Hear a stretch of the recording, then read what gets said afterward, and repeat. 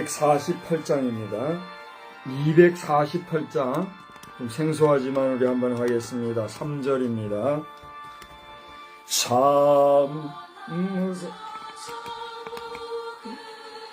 지금 안 될지라도 약속의 천국은 분명만 나의 본향 약속 다 이루어 보여주셨으니 주님 예수 믿으면 천국에 가네. 248장 찬송이었습니다. 하나님은 여러분을 사랑하십니다. 하나님은 목사님을 사랑하십니다. 하나님은 우리 모든 성도를 사랑하십니다. 오늘은 성령 강림절 후 22주일째 되는 주일입니다. 여러분들 성령 충만하신 일상이 되시기 바랍니다. 돌아오는 주간 13일로 아는데요. 목요일에는 대입수험생들이 대학 입학 시험을 치르게 되지요. 우리 주변의 지체들 가운데서 박상유, 한지희 우리 자녀들도 시험을 치르게 되는데 그들을 위하여 여러분 함께 기도 그리고 각자 응원해 주시기를 바랍니다. 다음 주일은 추수감사절로 모입니다. 여러분이 성심으로 모여서 하나님 앞에 감사의 예배로 모일 수 있기를 바랍니다. 기타 G펜과 TVTN 등 여러가지 고정 광고에 대해서는 주보를 참고하여 주시기를 바라고, 이제 입동이 지나서 겨울로 접어들었는데 여러분 각자가 감기들 조심하시고 건강한 일상들 되시기를 바랍니다. 이제 우리 다같이 주악에 맞추어서 묵독하시겠습니다.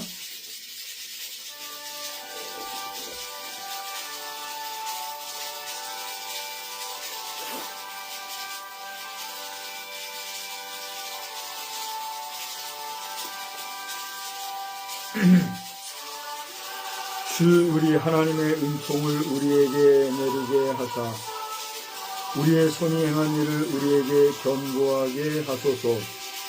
우리의 손이 행한 일을 견고하게 하소서. 아멘. 거룩하시고 자비로우신 하나님의 은혜와 은총을 사모하고 의지하며 이 시간에도 예배로 모였습니다. 오늘 11월 둘째 주일 예배로 모인 저희들에게 한없으시고 자비로우신 하나님의 은혜가 임하며 각자 예배할 때에 주님의 성령의 인자하심을 경험하는 생명의 시간이 있게 하여 주시옵소서. 온라인과 오프라인을 겸하여 여기저기에서 주님 앞에 예배하는 모든 성도들과 주의 사자들을 꼭 붙잡아 주시고 이 땅에 거하는 동안 하나님께 예배하니 얼마나 귀하고 아름답고 복된 것인가를 알고 온 마음과 정성을 다해 예배할 때 하나님이 기뻐하시는 생명의 시간 되기를 예수 그리스도의 이름으로 기원하옵나이다. 아멘. 다같이 자리에서 일어나셔서 25장 찬송을 부르시겠습니다. 제가 이번 주에 주보를 발송해 드렸나요? 예, 감사합니다.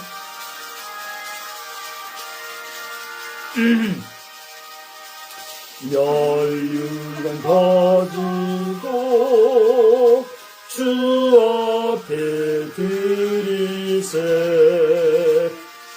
저 천사 기쁜 노래가 온 땅에 퍼지네 내 혼아 깨어서 주 찬송하여라 온 백성 죄를 살려신 만왕의 왕일세 멸류관 벗어서 주 앞에 드리세 그 손과 몸의 상처가 영광 중 빛나네 하늘의 천사도 그 영광 보고서 고난의 신비 알고자 이름모하도다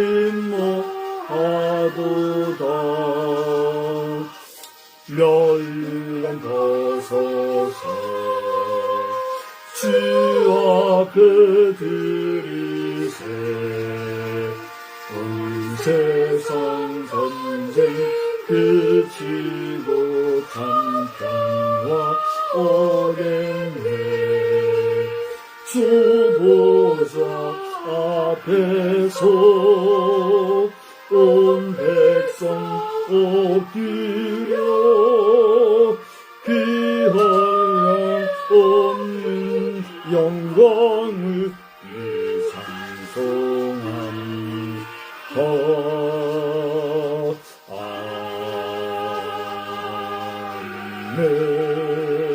아멘. 우리 성시교독은 45번에 있는 시편 105편을 함께 교독하겠습니다. 예? 103편. 제가 몇 편이라고 그랬죠? 105편으로 해서 죄송합니다. 성시교독 45번 시편 103편의 말씀입니다.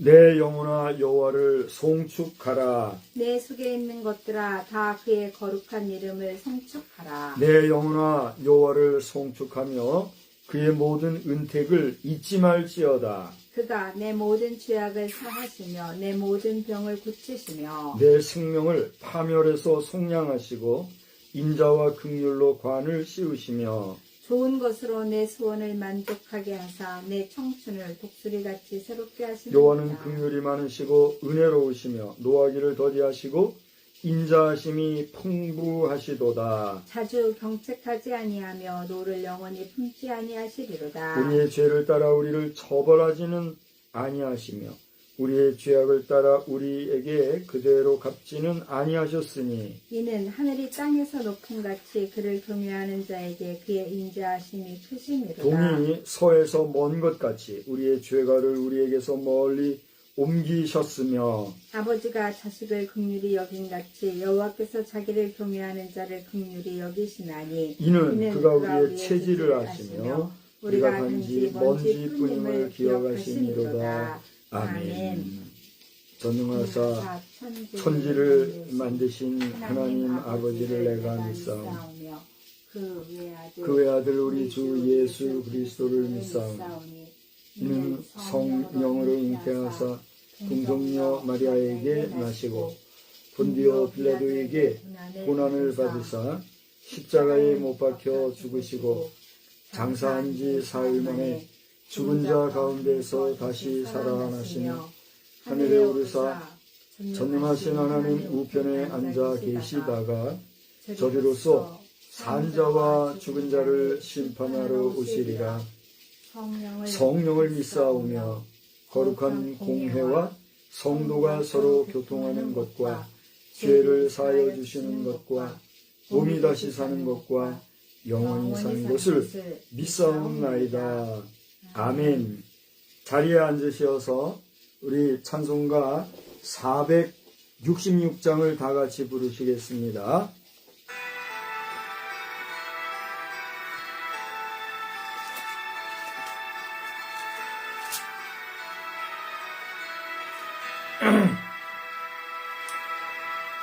죽기까지 사랑하신 주 그보다 더 큰 사랑 없네. 내가 너희들에게 세상 영을 주노니 난 너희들을 사랑하듯 서로 사랑하라. 죽기까지 사랑하신 주 그보다 더 큰 사랑 없네. 내가 너를 따르면 나의 친구 되리니 난 너희들을 사랑하듯 서로 사랑하라. 죽기까지 사랑하신 주 그보다 더 큰 사랑 없네.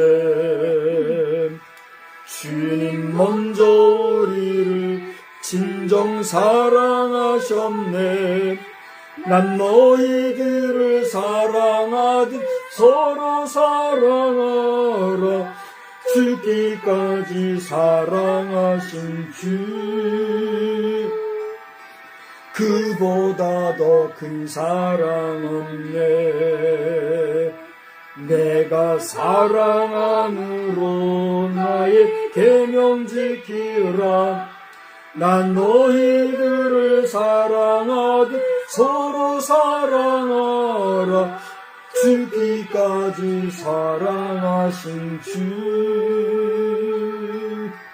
그보다 더 큰 사랑 없네. 너희 행한 인하여 제자 됨을 알리라. 난 너희들을 사랑하듯 서로 사랑하라. 죽기까지 사랑하신 주 그보다 더 큰 사랑 없네.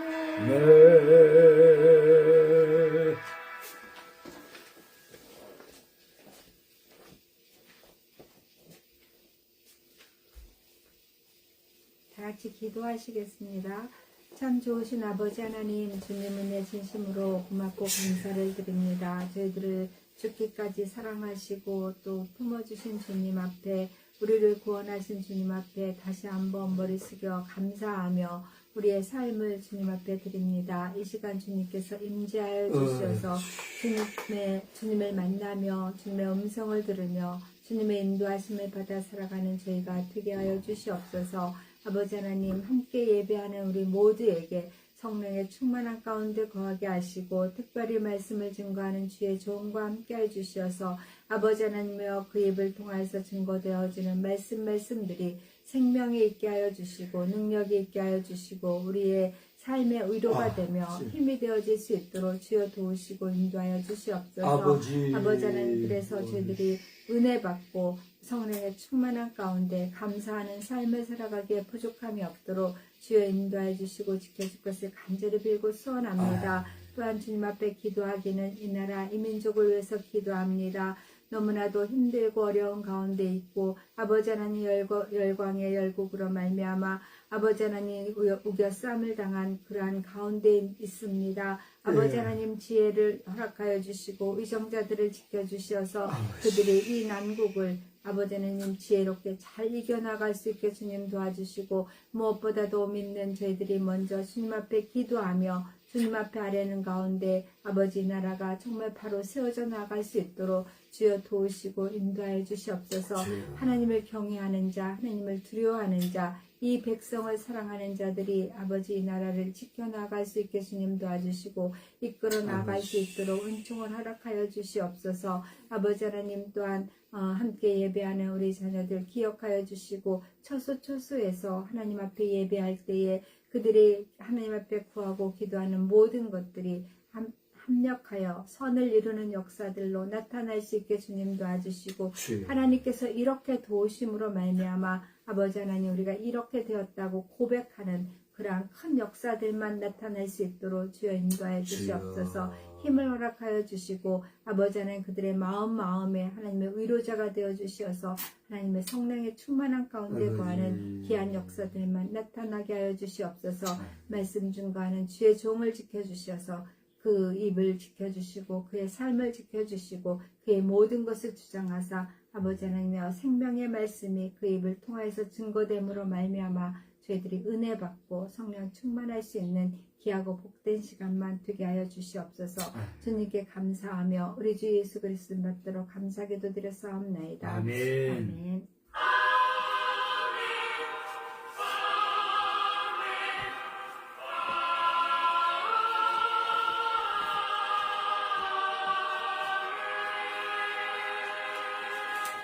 함께 보실 하나님의 말씀은 구약성경 에스겔서 37장 1절부터 6절까지를 보시겠습니다.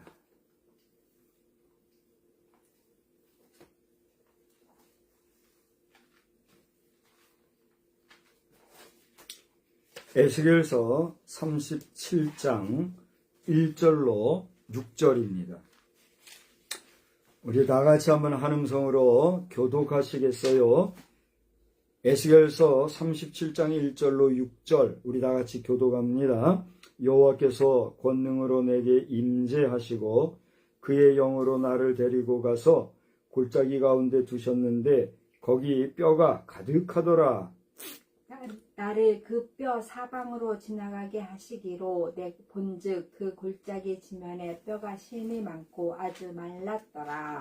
그가 내게 이르시되 인자야 이 뼈들이 능히 살 수 있겠느냐 하시기로 내가 대답하되 주 여호와여 주께서 아시나이다. 또 내게 이르시되 너는 이 모든 뼈에게 대언하여 이르기를 너희 마른 뼈들아 여호와의 말씀을 들을지어다. 주 여호와께서 이 뼈들에게 이같이 말씀하시기를 내가 생기를 너희에게 들어가게 하리니 너희가 살아나리라. 너희 위에 힘줄을 두고 살을 입히고 가죽으로 덮고 너희 속에 생기를 넣으리니 너희가 살아나리라. 또 내가 여호와인 줄 너희가 알리라 하셨다 하라. 아멘. 우리 찬송가 6장 부르시면서 봉헌하시겠습니다. 찬송가 6장입니다.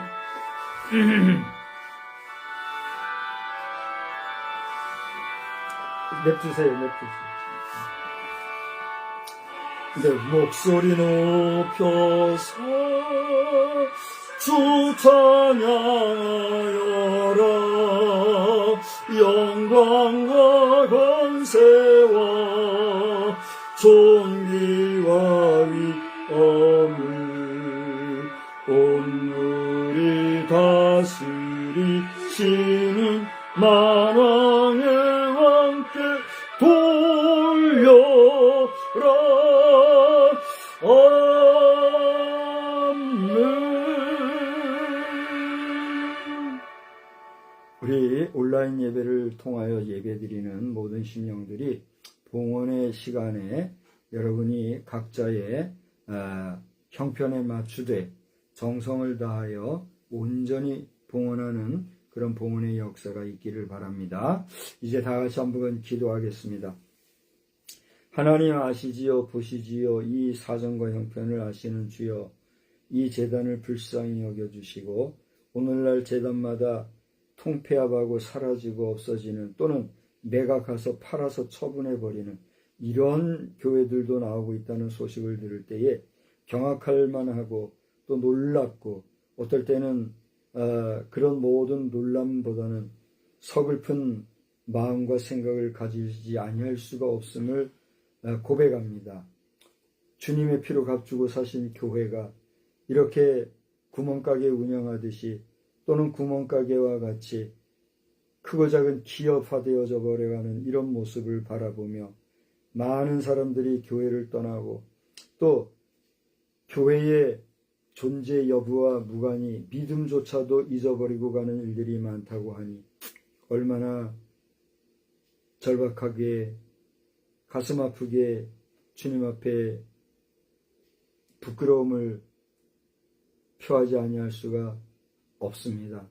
하나님 불쌍히 여겨주시고 하나님 앞에 예물을 드린다는 미명하에 우리 자신의 이익과 욕심을 추구하고자 하는 기복적이고 주술적이고, 또 더 나아가 물질 우선주의의 욕심은 우리에게 없는지 돌아보게 하시옵소서. 하나님이여, 이 드려진 예물이 어찌되었든지 간에 하나님의 진노하심이 아니라 하나님의 기뻐하심과 불쌍히 여기심과 긍휼히 여기심과 인자와 자비함으로 넘치는 복된 역사만 있게 하여 주시옵소서. 모든 봉헌하는 봉헌자의 손길들마다, 그 영혼, 그 중심마다 하나님을 사랑하되 변함없이 사랑하고 열정으로 사랑하는 순전한 믿음의 삶을 잘 경주하도록 인도하여 주시옵소서.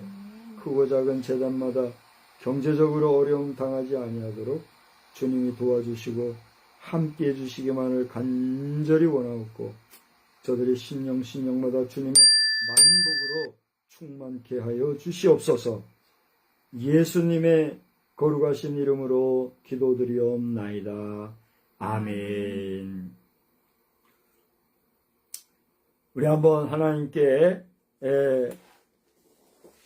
영광을 돌리고 또 하나님을 찬송합니다 하는 마음으로, 또 우리 성도 간에 인사하는 마음으로 서로가 한번 인사를 나눌 수 있기 바랍니다. 할렐루야, 할렐루야, 할렐루야. 할렐루야. 하나님께서 오늘도 예비하신 은혜와 만복으로 충만케 해주시기를 우리 주님의 이름으로 축복합니다. 아멘. 저는 하나님께 세우셨다고 하는 분명하고 온전한 믿음과, 그리고 객관적인 동역자들의 축복 속에서 부르심을 받은 목사로서 또 매 주일마다 이렇게 설교를 할 수 있게 된 것이 얼마나 감사할 뿐만이 아니라 마음에 그만큼 큰 책임감을 느끼는지 알 수가 없습니다. 오늘 저는 인간의 말로서 여러분에게 이야기를 하고 있는데, 이 이야기가 다만 인간의 이야기로 끝나고 만다고 하면 저도 그렇고 여러분도 그렇고 우리에게 유익한 것이 무엇이 있겠습니까? 그러나 오늘 사람의 말로서 이야기를 하고 또 여러분은 그 이야기를 듣지만, 오늘 우리가 나누는 이 이야기는 하나님의 말씀이 대언적으로 선포되어질 뿐만이 아니라 여러분 자신은 그것을 하나님의 말씀으로 듣는다고 하는 믿음이 우리에게 있기에, 오늘 우리의 이 설교 시간은 하나님의 임재하심과 하나님의 말씀하심이 전하는 자나 듣는 여러분에게 함께하는 시간인 줄 믿으십니까? 아멘. 여러분에게 그러한 믿음이 있다고 하면 오늘도 하나님께서 주시는 이 말씀을 통하여 저도 여러분도 큰 은혜가 되는 복된 시간이 되기를 주님의 이름으로 축원합니다. 저는 회복을 위한 하나님의 섭리라 하는 제목으로 말씀을 드리고자 해요. 회복이라고 하는 건 무엇입니까? 그것은 우리가 병이 났거나 환경적으로, 상황적으로 여러 가지 관계가 열악해 있을 때에, 또 모든 형편이 좋지 않았을 때에 그 모든 환경과 열악해진 형편을 전환하고 새롭게 하고 더욱더 강하게, 더욱더 아름답게 만들어 이전보다 더 좋게, 혹은 최소한 이전과 같은 수준으로 돌아가게 한다고 하는, 치료한다고 하는, 치유한다고 하는 그런 변화의 역사를 의미하는 것이지요. 그렇죠? 그렇다고 할 때 회복이라고 하는 것은 좋은 것일까요? 좋지 않은 것일까요? 좋은 것이지요. 그렇게 좋은 회복이지만 회복은 누구에게 필요한 것입니까? 병나고 환경이 열악하고 여러 가지 여건이, 또 지금의 형편이 좋지 않을 때 회복이라고 하는 건 필요한 거예요. 그래요, 안 그래요? 그렇다고 하면 회복이 필요하다는 것은 좋은 걸까요? 안 좋은 걸까요? 좋지 않은 상태를 전제로 하는 것이죠. 그래요, 안 그래요? 그래서 우리의 말 가운데는 어려움이 있으나 이 어려움을 변하여 좋은 것으로 만들어가고 발전시킨다 한다는 의미의 사자성어가 있죠. 그게 뭐죠? 그렇습니다. 화를 바꾸어서 복이 되게 한다. 전화위복이라 하는 말이 있지요. 어떻게 보면 전화위복이라 하는 말은 회복의 역사에 대한 우리 선조들의 지혜로운 하나의 언어가 아닌가 이렇게 생각을 해보게 돼요. 오늘 저는 제목을 회복을 위한 하나님의 섭리라 하였는데, 방금 말씀드린 대로 회복이라는 것은 분명히 좋지 않은 상황 속에, 그러나 그 좋지 않은 상황을 좋은 곳으로 만들어가는 의미가 있다는 것을 이야기했습니다. 이러한 회복을 위한 하나님의 섭리예요. 섭리가 무엇입니까? 이 섭리라고 하는 말 자체가 어려운 말이고, 이 말 자체가 깊이가 있는 말이기에 이 말을 이 시간에 다 하기에는 한 시간으로도 부족할 줄 압니다. 그렇기 때문에 섭리라고 하는 말이나 그에 대한 여러 가지 전문적인 이야기는 차치하고라도 우리가 흔히 말하여 어떤 일을 새롭게 만드는 계획, 설계, 뜻, 이런 의미에서 이 섭리라고 하는 것은 하나님께서 갖고 계신 계획과 뜻이라고 하는 정도로 이해를 한다고 하면 섭리라는 말을 충분히 이해를 할 수 있을 것이에요. 여러분 가운데는 지금 온라인 예배를 드리면서 얼른 신속하게 사전이나 또는 검색을 통해서 섭리란 말을 찾아본 사람들도 있을 줄 알아요. 공부란 그렇게 하는 거예요. 딸딸딸 외워가지고 정답 쓰고 이것도 공부지만, 그것은 어떻게 보면 그야말로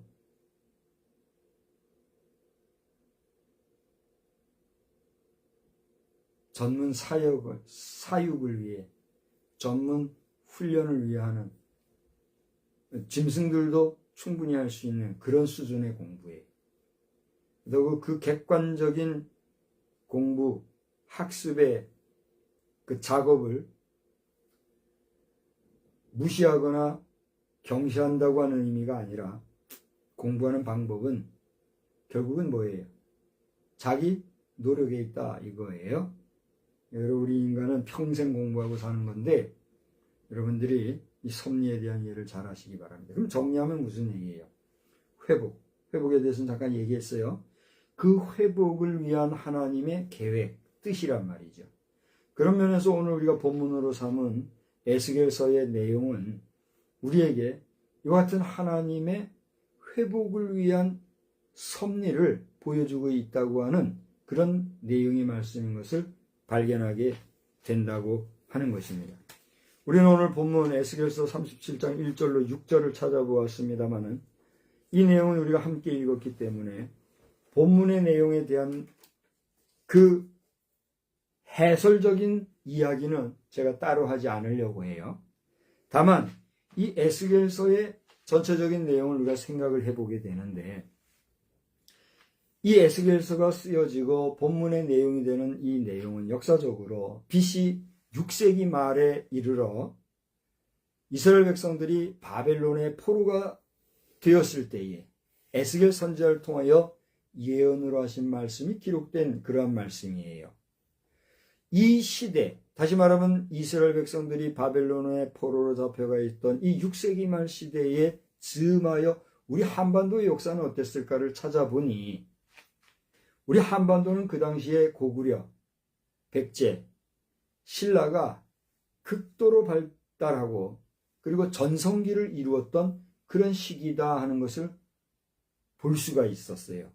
그 시대에는 특히 이 삼국 가운데서도 신라가 삼국을 통일하기 위한 힘을 가장 많이 비축하고 있었던, 신라가 제1전성기를 구가하고 있었던 그런 지경의 시대 즈음이 바로 오늘 이스라엘 백성들이 바벨론의 포로로 끌려가고 예레미야 선지자나 이 에스겔 선지자가 예언하였던 그런 시대가 된다라고 하는 거예요.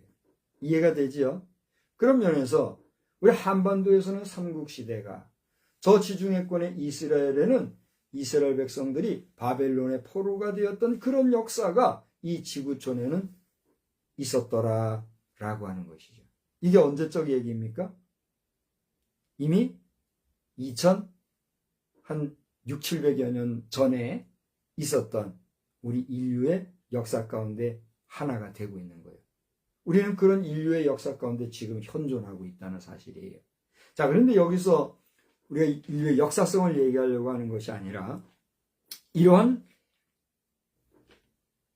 이스라엘이 바벨론의 포로로 잡혀가기 전에 선지자 예레미야는 이스라엘 백성들을 향하여서 눈물로 호소하고 하나님 앞에 돌아오라고 하는, 너희들의 음행과 또 행악과 그리고 여러 가지 하나님 앞에서 배은망덕하고 우상을 숭배하는 이런 모든 일을 벗어버리고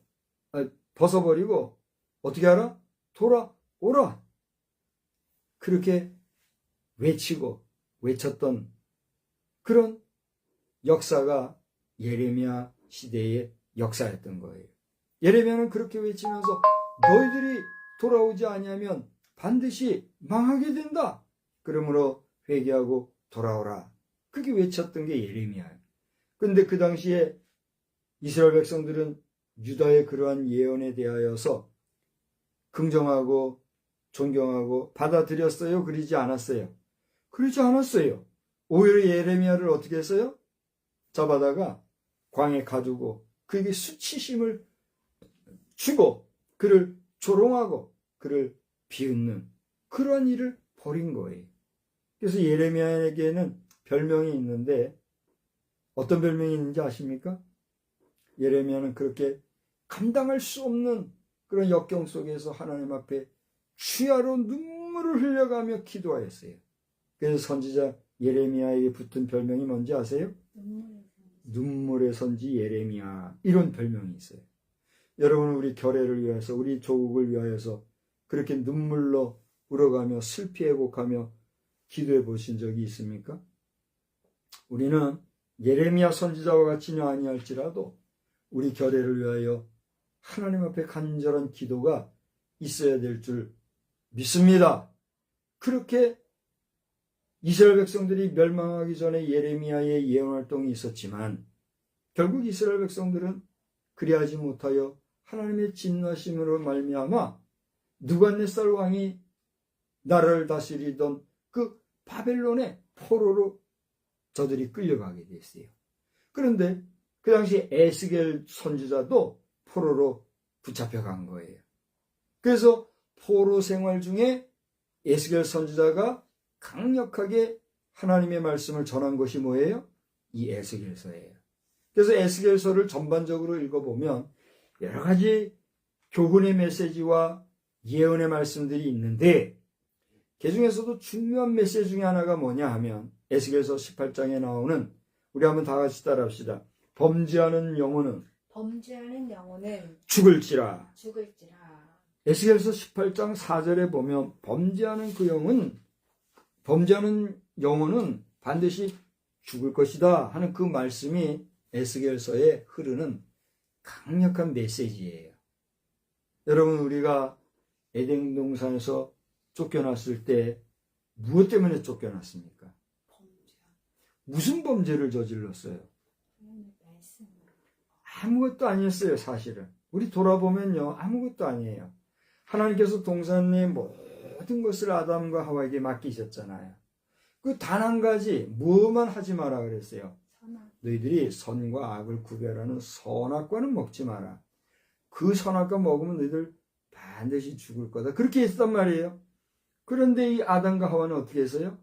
그 말을 어겼어요. 어겼을 뿐만이 아니라 하나님이 말씀하신 말씀에 자기의 뜻을 가감해가지고 어떻게 했어요? 선악과를 먹는 날에는 반드시 죽으리라 하신 하나님의 말씀 어떻게 했어요? 죽을까 하노라 하면서 인간의 뜻을 가미를 한 거예요. 다른 거 아무것도 없이 그 한마디, 다시 말하면 하나님이 하지 마라 한 것을 뭐하지 않은 것 때문에, 순종하지 않은, 지키지 않은 그것 때문에 인간에게는 무엇이 주어졌어요? 죄라고 하는 것이 들어오게 된 거예요. 그런데 그 죄로 말미암아 인간은 죄의 싹은 뭐다? 사망이라고, 죽을 수밖에 없는 존재가 되어버린 거예요. 그래서 오늘 여기 설교하는 저도 그렇고 이 메시지를 받고 있는 여러분도 그렇고 우리가 물질로 구성되어 있는 인간인 이상 우리는 죄 가운데 나서 죄 가운데 죽을 수밖에 없는 죄의 지배 아래 놓여 있다는 거예요. 이 죄 가운데 살아가는 우리를 위하여 구원의 은총을 베푸신 하나님의 또 다른 섭리가 있으니 그게 뭐예요? 예수 그리스도로 말미암는 구속의 은혜, 구속의 은총인 거죠. 목사님, 그러면 예수님께서 우리 죄를 다 씻어줬으면 우리는 죄가 없는 것인데 죄가 없으면 됐지 왜 우리는 죽나요? 그럼 그런 질문할 수 있어요, 없어요? 있어요. 있으나 우리는 물질로 구성되어 있는 인간이기 까닭에 물질계에 거하는 이 세상에서는 우리가 어떻게 해야? 죽어야 다시 사는, 그것이 하나님이 인간에게 주신 뭐예요? 법칙이라고 하는 거예요. 질서라는 거예요. 그래서 죽게 되어 있는 것이 인간의 뭐예요? 죽음의 역사인 거예요. 그러나 하나님께서는 그런 모든 죽을 수밖에 없는 인생인 우리를 위해서도 또다시 베푸시는 구원의 은혜의 역사가 있으니 그게 뭐예요? 모든 죽은 자도 다시 부활하여 생명의 부활로 하나님 앞에 서게 될 때 하나님의 뜻, 하나님의 의에 합당한 자는 어디에 백성 삼아요? 천국 백성 삼아 죽음도 눈물도 슬픔도 고통도 없는 그 영원한 세계 천국에서 영생할 수 있는 은혜를 주셨다는 것입니다. 할렐루야! 또 우리에게 이런 영생을 약속으로 주셨을 뿐만이 아니라 장차 다시 오실 주님의 심판대 앞에 섰을 때 그 심판대 앞에서 잘했다 칭찬받는 그 영혼은 영원히 하나님 나라에서 영생할 것을 우리에게 약속으로 주신다는 사실을 여러분 또한 믿으시기 바랍니다. 여기에 기독교의 진리, 기독교의 복음, 기독교의 메시지는 분명한 선이 있는 거예요. 이 사실에 대해서 여전히 불평과 불만과 자신의 경험과 지식을 좇아서 그렇다면 이렇고 여러 가지 이유를 대서 그 믿음을 거부하게 된다면 그 믿음을 거부한 믿음을 갖지 못한 그 책임에 대한 것은 누가 져야 할까요? 본인이 질 수밖에 없는 거예요. 그렇게 까닭에 천국에 입성할 자는 금이나 은이나 세상 지식이나 명예나 권력과 건세가 아니라 오직 흠없는 보배로운 그리스도 예수의 보혈의 피로 말미암아 된다고 하는 하나님의 언약의 말씀, 하나님의 진리의 법칙만이 우리에게 유효하다는 거예요. 그러므로 여러분 자신의 마음속에 예수 그리스도로 말미암는 참 진리와 참 구원의 은총을 사모할 뿐만이 아니라 여러분이 가지고 있는 그 믿음이 세상의 여러 가지 사조에 흘러 떠내려가지 아니하도록 여러분이 받은 바 그 구원의 은총을 잘 지키고 마지막 순간까지 나아가 주님 앞에 섰을 때 잘했다 칭찬받는 믿음의 부유한 자들이 다 되시기를 주의 이름으로 축원합니다. 아멘. 축원합니다. 아멘. 이렇게 우리가 에스겔서를 통해서 여러 가지 이스라엘 백성들의 관계와 또 구원의 내용과 용서의 내용과 하나님의 섭리와 우리 예수님의 구속사건의 은총, 천국에 대한 소망과 이유, 까닭, 자격 이와 같은 것을 잠깐 살펴보았는데 오늘 이 말씀 가운데서 범죄하는 그 영혼은 죽으리라 한 말씀도 있는데 그 범죄한 영혼은 어디까지가 책임이 주어지는가에 대한 이야기도 에스겔서는 우리에게 이야기하고 있어요. 여러분, 연좌제라는 게 있어요. 연좌제가 뭡니까? 연좌제라고 하는 것은 연속으로 나와 관계되어 있는 모든 관계망 속에서 나하고 관계 있는 모든 것들이 연대해서 책임을 진단 말이에요. 연속해서. 연결해가지고. 그게 연좌제예요. 내가 죄를 진 나의 죄값 때문에 내 가족, 내 자녀, 내 형제, 내 사돈의 팔촌, 내 구촌까지 싹 잡아서 그 죄를 묻게 된다고 하면 그 치리 방법이라는 것이 하나님 앞에서 유효한 것일까요? 불법한 것일까요? 불법한 거라는 거예요. 에스겔서는 우리에게 이것을 일러주고 있어요.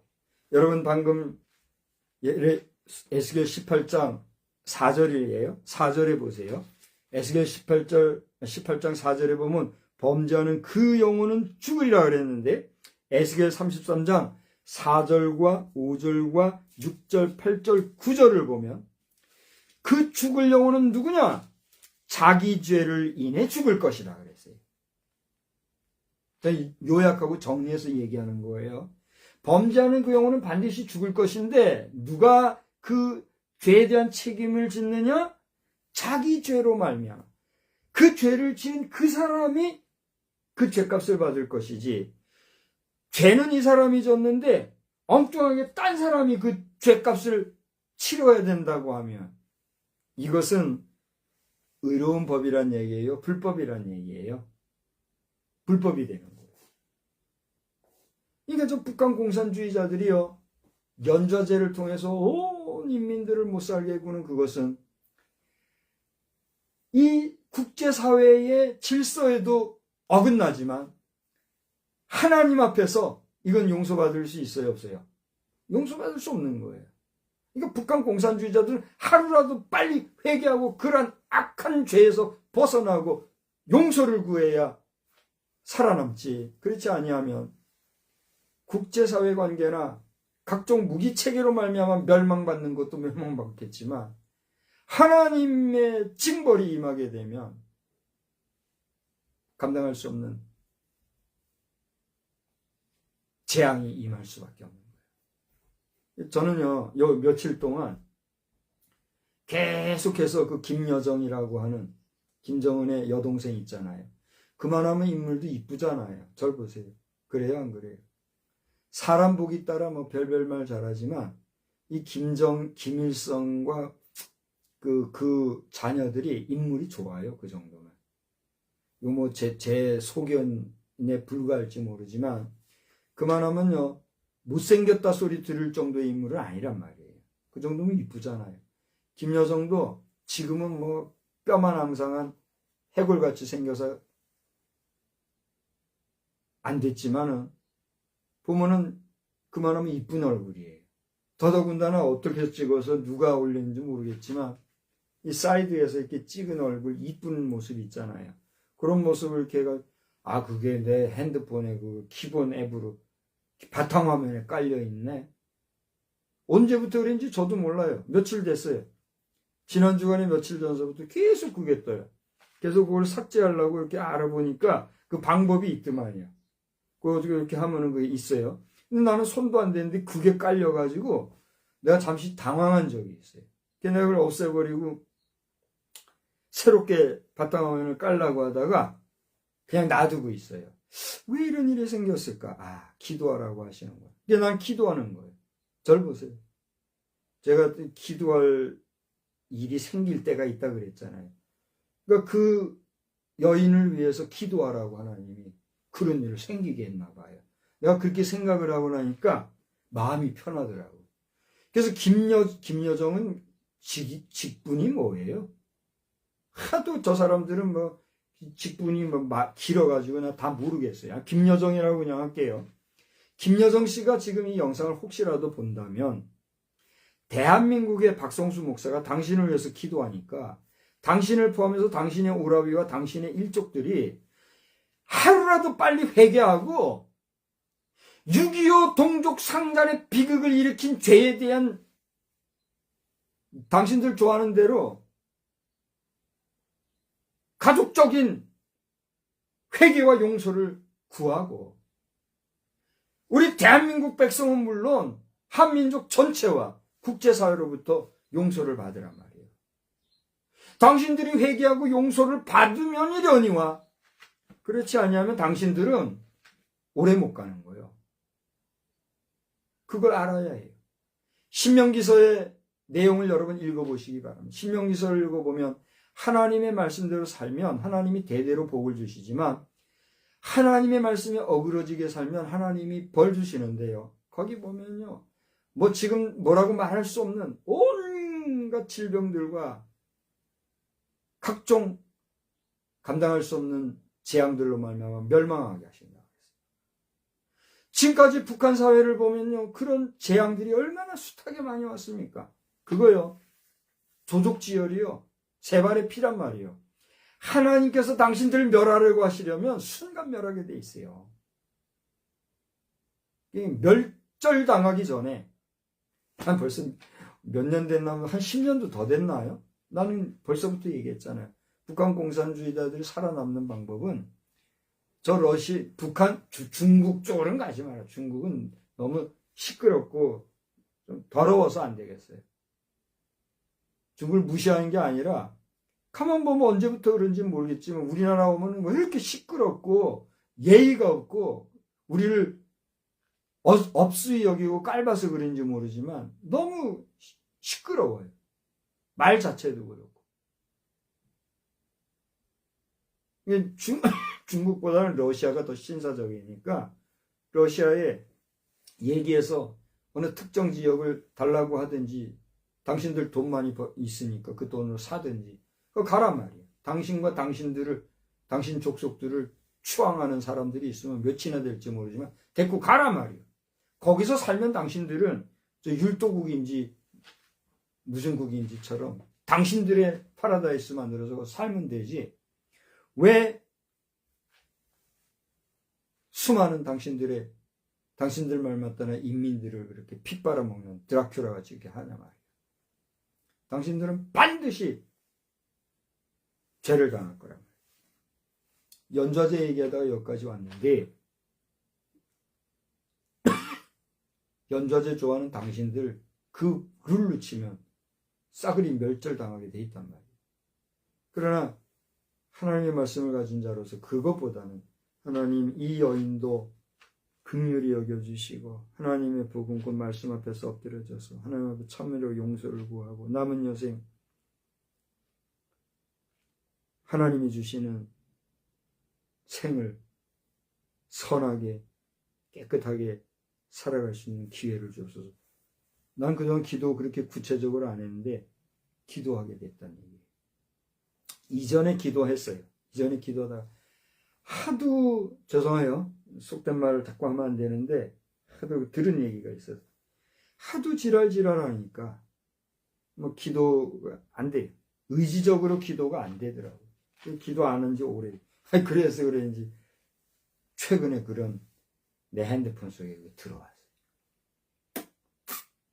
다시 기도하면서 오 하나님이 남북한 관계를 속히 온전케 하여 주옵소서. 그리고 기도의 제목에 내가 생겼다. 이 말씀을 드리면서 오늘 이 말씀 속에서 이야기하고 본 게 그거예요. 저 에스겔 시대의 백성들이나 오늘 이 21세기 4분의 1이 다 흘러가는 2025년도를 살아가는 우리 한반도 땅의 남북한, 특히 대한민국이나 할 것 없이 너나 할 것 없이 하나님 앞에서 온전히 행하지 못하면 어떻게 된다는 거예요? 반드시 죽는다 이거예요. 죽는다 이거예요. 죽는데 누가 죽어요?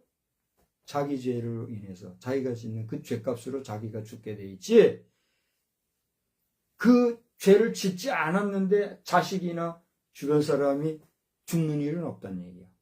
그게 하나님의 법칙이라는 얘기예요. 그런데 불구하고 권력과 권세를 이용해 가지고 다른 사람을 그냥 싸잡아 죽이거나 죄를 덤태기 씌우고 하면 그게 뭐예요? 절 보세요. 그게 뭐예요? 그게 사단의 짓이 마귀의 짓이란 말이에요. 그 마귀 좋아하는 짓 북한이 하지 말고 마귀로부터 북한도 빨리 해방을 받고 구원을 받으시라. 할렐루야. 축복을 선언하는 거예요, 지금. 말이 좀 복잡하고 어렵고 좀 듣기 싫은 말이 있을지 모르지만 결론은 뭐예요? 북한 당신들 축복하니까 축복을 선언할 때 빨리 회개하고 구원을 받으라는 얘기예요. 나는요, 축복을 할 때예요. 이 진심으로 안 돼가지고 하기는 하는데 막 그 있잖아요. 왜 이게 진심으로 다른 사람을 축복하는 게 있고, 에? 그건 안 되는데 억지로 하는 게 있잖아요. 순서니까. 근데 그랬었다니까요. 그러나 지금은요, 마음껏 이렇게 축복하는 거예요. 축복하는 마음이 있을 때 북한 동포를 위해서 축복하니 회개하란 말이에요. 김영남 그 사람도 상임위원장이죠. 김영남 그 사람 지금 생사가 어떻게 되는지 알아요? 난 잘 모르겠어요. 나는 아직 그가 죽었는지 살았는지 그 소식을 들은 적이 없는데 그가 어떤 죽음을 어떻게 죽었는지 나는 알 수 없으나 참 불쌍하고 딱해. 몇 대를 이어먹어 북한을 그렇게 만든 불려우. 그 종말이 어떻게 될지 모르겠어요. 하나님 앞에 회개하고 돌아오라고 그렇게 했지만 죽었다면 이제는 뭐 기회가 없을 거예요. 살았다면 김영남 상임위원장인가 김영남 씨도 회개하고 구원을 받을 일이요. 생사에 대한 걸 내가 모르기 때문에 함부로 말 못하는데 딱하요. 그런 모습을 보면서 북한 사회가 다시 한번 유물사관에 젖어들고 돈이면 최고라고 하는 생각 속에 통일 위에도 돈만 생각하는 그런 존재들로 추락하지 말고 첫째로는 여호와를 경외하고 둘째로는 이웃을 사랑하고 참으로 정직하고 성실하게 수고에 땀을 흘려 그 수고의 대가를 받을 수 있는 공정한 역사가 우리 북한 동포들에게도 있기를 축복합니다. 자, 이러한 이야기들을 에스겔서를 통해서 우리가 우리 사회의 현안까지 현실까지를 돌아보면서 오늘 본문 속에서 특별히 이 37장 5절에 기록된 말씀 한번 봐봐요. 5절에 어떤 말씀이 있어요? 주 여호와께서 이 뼈들에게 이같이 말씀하시기를 내가 생기를 너희에게 들어가게 하리니 너희가 살아나리라. 여러분 앞에 1절로 4절과 6절까지 나오는 이 앞뒤절의 모든 말씀은 우리가 읽었으니까 여러분이 다시 한번 읽어보기 바라고. 이 무슨 얘기예요? 에스겔이 이렇게 포로로 잡혀가 있을 때에 그 백성들 동포들을 향하여서 포로로 잡혀져 있는 그 지역에서도 너희들 회개하라. 이제라도 회개하고 이제라도 하나님 앞에 용서를 구하고 이제라도 하나님 앞에 바로 서야 된다라는 메시지를 전하는 그런 예언 활동을 할 때 어느 날 그에게 하나님이 꿈으로 환상으로 그를 그 영혼을 저 에스겔 골짜기로 에스골 골짜기죠. 어느 골짜기예요? 에스골 골짜기. 보통 뭐야? 에스골 골짜기, 에스겔 골짜기 얘기하는데 오늘 성경에 그런 말이 없지요. 그의 영으로 나를 데리고 가서 골짜기 가운데 두셨는데 1절에 그랬지요. 어떤 골짜기라고는 안 했어요. 골짜기라고 그랬어요. 그 골짜기로 가서 거기에 뼈만 즐비한 그 모습을 보여주신 거예요. 여기 1절서부터 여러분 저 6절까지를 보면 뼈라고 하는 단어만 한 7번 나와요. 뼈가 뭐예요? 절 보세요. 우리 인간을 구성하고 있는 골격이 있죠. 기본 우리 건축물로 치면 뭐예요? 이 기초 작업을 한 기둥과 같은 그런 것들이 있잖아요. 그죠? 그걸 세운 다음에 그다음에 뭐 벽도 붙이고 인테리어도 하고 그러잖아요. 그런 것처럼 사람에게 가장 기본적인 기초적인 게 있잖아요. 그게 뭐예요? 뼈요. 근데 이 뼈만 있다는 건 뭐예요? 건물에 붙어있는 벽이 없어지고 인테리어가 다 없어지고 그냥 그 골격만 남아있는 것처럼 그거잖아요. 살도 죽은 시신들. 힘도 못 쓰고 아무것도 못하는 그냥 가만히 있는 돌과 같은 그런 존재. 그게 뼈잖아요. 생명이 있어요, 없어요? 생기가 있어요, 없어요? 아무것도 없는 그 죽음의 자리로 주의 종 에스겔 선지자를 끌고 가서는 너 저 뼈들에게 말해서 일어나라, 살아나리라. 여기 몇 절에 나와 있어요? 우리 오늘 5절에 보면 살아나리라. 6절에 보면 힘줄을 두고 살을 입히고 가족으로 덮고 너희 속에 생기를 얻으리라 라고 하라라고. 근데 이 메시지대로 그 뼈들이 일어나서 살이 붙고 힘이 나고 그의 생기를 찾아서 하나님의 일을 위해서 일하는 군사가 됐다고 하는 그런 이야기가 여기 나와요. 이게 다 어디에서 나온 얘기예요? 에스겔의 환상 중에 본 이야기예요. 그것을 하나님이 에스겔을 통해서 누구에게 전하게 했어요? 포로 중에 잡혀있던 이스라엘 백성, 도탄에 빠지고 슬픔 속에 괴로움 속에 있는 이스라엘 백성들에게 전한 거예요. 이제 마지막 부분이에요. 이스라엘 백성들, 자기들의 죄로 포로로 끌려가서 거기에서도 여전히 죄 가운데 있는 그 백성, 살았다고는 하나 죽은 것과 방불을 한 그런 이스라엘 백성들을 향해서 너희들이 하나님 앞에 돌아올 때 하나님이 너희를 회복하시고 이와 같이 뼈들이 일어나 군사가 되듯이 너희들에게 힘을 줄 것이니 너희들은 하나님의 은혜를 구하라 하는 메시지를 주는 이 메시지가 오늘의 말씀이라는 얘기예요. 사랑하는 성도 여러분, 여러분의 삶은 지금 어떠합니까? 마른 뼈와 같이 힘도 없고 의지도 없고 지치고 괴롭고 한탄스럽고 누구에게 말도 못하겠고 고통 속에 있는 그러한 가운데 있습니까? 아니면 어떤 여러분의 의지로 마음껏 일하는 그런 가운데 있습니까? 후자라고 하면 여러분에게 존경과 또 더 큰 발전의 격려의 박수를 보냅니다. 그러나 전자와 같이 여러분이 지치고 낙심 가운데 있다고 하면 하나님의 구속해 주시는 하나님의 생기를 불어넣어 주시는 그러한 은혜가 여러분에게 임하기를 주의 이름으로 축원합니다. 그것은 여러분이 무엇을 구하고 또 여러분이 찾고 바라고 소망해서가 아니라 여러분이 아무것도 할 수 없는 죽은 자와 같은 뼈밖에 없는 앙상한 존재, 완전히 의지력이 떨어져 버린 그런 가운데 있을지라도 하나님이 생기를 불어넣어 주시면 살아나는 역사가 나타난다는 거예요.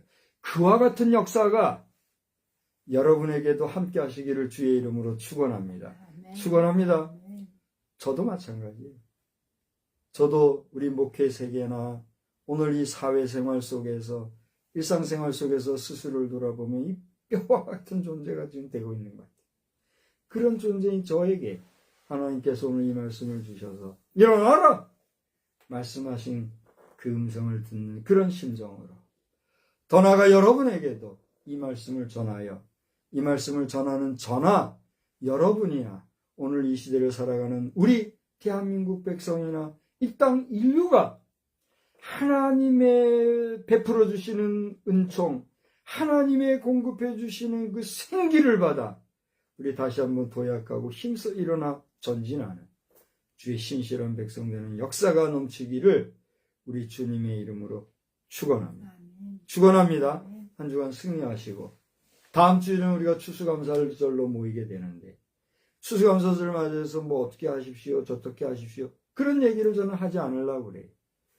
어떻게 하든 어떻게 표현하든 여러분 하나님 앞에 감사할 수 있는 최선의 감사로 감사하는 복된 시간 있기를 주의 이름으로 축원합니다. 미국 사회는 추수감사절을 말해서 엄청난 축제의 시간과 또 가족 간에 모여서 함께 떡을 나누는 그런 시간을 갖는데지요. 그게 가장 성경적인 것 같아요. 하나님 앞에 감사하면서 온 가족이 우리 추석과도 같이 그런 시간을 가진다고 그래요. 우리 추석은 뭐예요? 조상님들께 감사하는 정도로 끝나지만 미국 백성은 뭐예요? 그 감사의 대상이 누구예요? 하나님. 그러니까 한국과 미국은 그런 차이가 있어요. 근데 어떻게 우리가 무시하겠어요? 그럼 우리 믿음의 백성은 어때요? 조상들에게도 감사하지만 먼저는 하나님께 감사. 이걸 알기 때문에 오늘 다시 추수감사절을 맞이하는 거예요.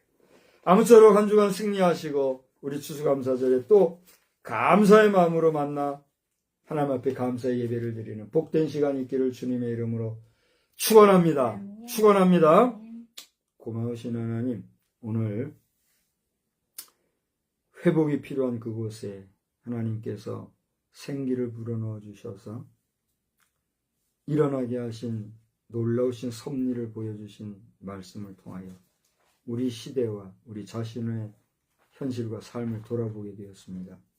주의 여전히 부족한 저희들이 오니 우리에게 하나님의 생기, 하나님의 능력과 권세를 불러 주셔서 연약한 뼈와 같은 저희들이지만 일어나 주의 일을 감당할 수 있는 역사가 충만하게 하여 주시옵소서.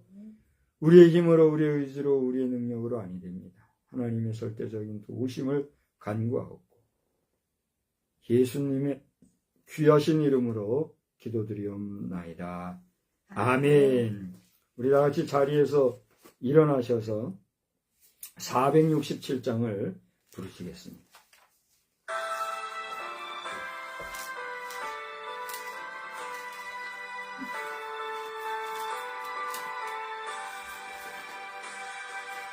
높으신 주께서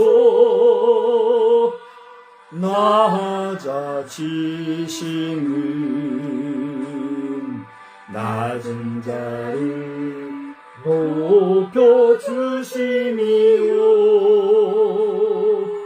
부요한 주께서 가난해지시는 가난한 자 부요케 하심이라 주여 이 몸이 무슨 말씀 드릴까 나의 작은 옥합을 주님께 드립니다. 거룩한 주께서 겸손하셔서 제자까지 다를 씻으셨네 죄 없이 끌리신 십자가 보혈이 죄인들을 구원케 하시니라 주여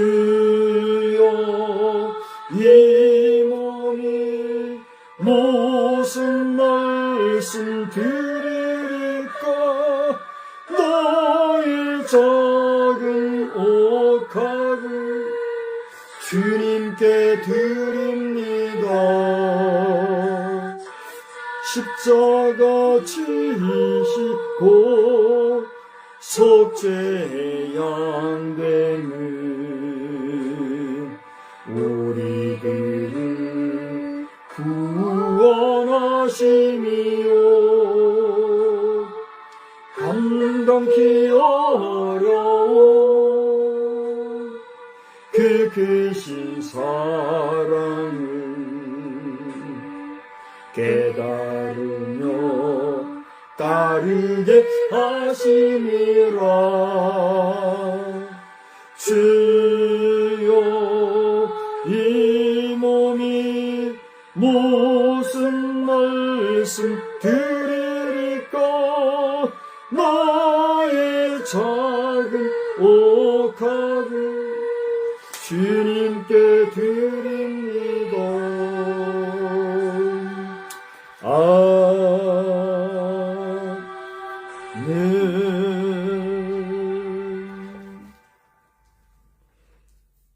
우리는 세상의 빛입니다. 우리로 인하여 온 세상이 환해집니다.